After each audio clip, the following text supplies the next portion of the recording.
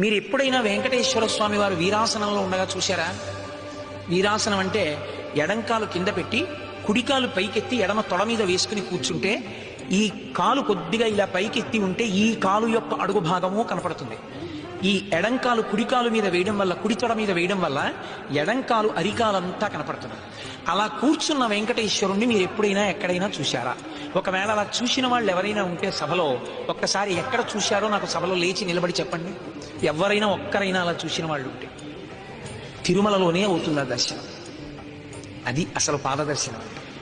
మీరు ఈ మాట వెళ్ళినప్పుడు బాగా జాగ్రత్తగా చూడండి. ఒక్క తిరుమలలోనే మీరు చూస్తారు. ఎక్కడ కనపడతాడో తెలుసా? అలాగా మీరు స్వామిని లోపల దర్శనం చేసుకుని బయటికి వచ్చేసి భూదేవి రంగదాసుడు తవ్వినటువంటి బావి దగ్గర నిలబడి, బావికి 2-3 అడుగుల దూరంలో నిలబడి ఆనందనిలయ విమానం మీదకి చూస్తే ఆనందనిలయ విమానం మీద ఒక సింహం ఉంటుంది. ఆ సింహం ఇలా తోక పైకెత్తి ఉండి సింహం కనపడుతుంది మీకు.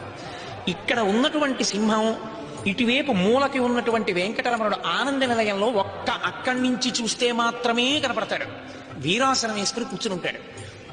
మీరు అక్కడి నుంచి చూస్తే సింహం మీదకి వచ్చేస్తుంది మూర్తి సింహం మీదకి వచ్చి ఆయన సింహవాహనం మీద కూర్చుని ఈ కాలెత్తి ఈ తొడ మీద వేసుకుని మీకు కనపడతాడు.